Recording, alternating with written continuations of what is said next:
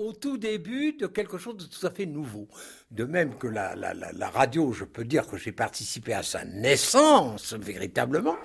La télévision, je n'irai pas jusque-là parce que je suis arrivé 3 ou 4 ans après les très grands, les Sabag, les Tchernia, les Salbert, les autres. Mais très très vite, je me suis, une fois que ça a marché, je me suis intégré. Alors là, évidemment, c'était quelque chose de tout à fait autre. Quand je pense, je vous dirais d'ailleurs que ça, que nous étions techniciens compris, moins de 100 à faire la première télévision, et que je ne crois pas qu'aujourd'hui à 20 000 ils fassent beaucoup mieux, en coûtant 500 fois plus cher, je me demande comment on a laissé cet instrument s'écrouler de cette manière.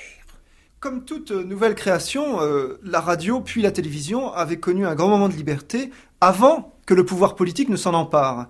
Vous souvenez du moment où les autorités politiques ont commencé à vouloir mettre la main sur la télévision ? Je m'en souviens parfaitement parce qu'ils l'ont presque toujours mis, mais ça a commencé avec l'élection du président de la République, René Coty, à Versailles. Nous étions partis pour une journée et nous faisions du direct. On a mangé des sandwichs d'ailleurs pendant 8 ou 10 jours, parce que ça a duré aussi longtemps que ça pour des tas de raisons. C'est là que petit à petit, entre les tours de scrutin, les gens venaient voir qu'est-ce que c'était la télé. Ils connaissaient pas encore très bien.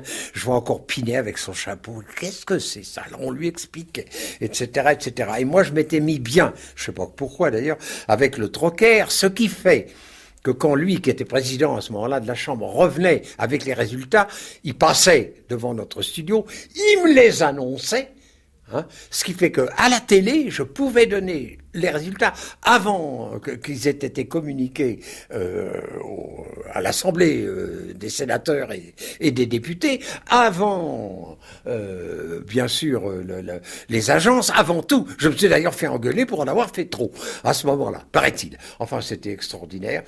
J'ai entendu là quand même quelque chose de très très très très amusant au 17e tour, je crois, au moment où l'un des frères, Laniel, parce que c'était pas le plus riche qui s'était présenté pour être président de la République, c'était l'un de ses frères.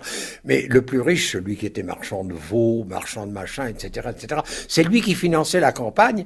Et je me rappelle très bien l'avoir entendu dire entre 2 tours, alors que Bidault était à 12 ou 15 voix de la majorité absolue et que lui, son frère, Laniel, était un peu plus loin derrière.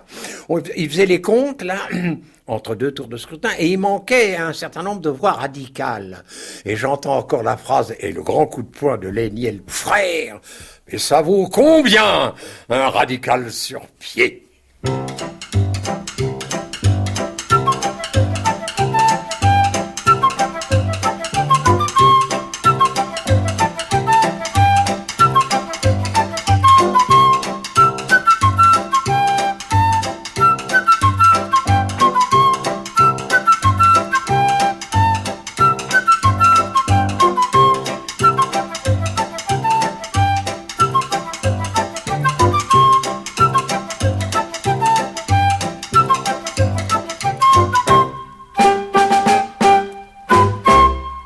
De Gaulle, par son entourage et par son arrogance, m'a, si vous voulez, personnellement fait beaucoup de tort, ce qui n'a pas une grande importance.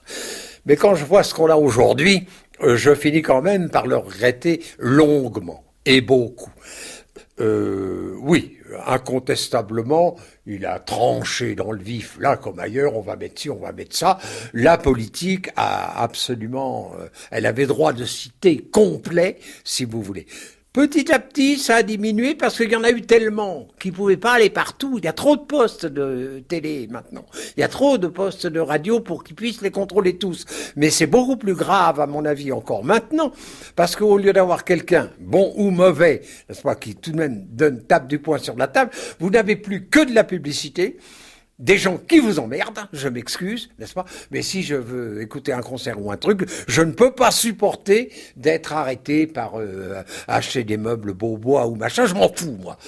Bon, alors maintenant, l'argent a pris la place de la politique. En sous-main, bien entendu, la politique, je crois, mais je n'y suis plus depuis très longtemps, continue à tirer, si vous voulez, les ficelles. Il est bien évident qu'aujourd'hui, comme du temps de Gaulle, et quoi qu'on en dise, il ne faut pas me faire rigoler en me disant qu'on interviewe M. Mitterrand en n'ayant pas préparé longuement à l'avance les questions, même si on est une très grande interview. Alors, ça ne prend pas avec M. Dargy, cette affaire-là.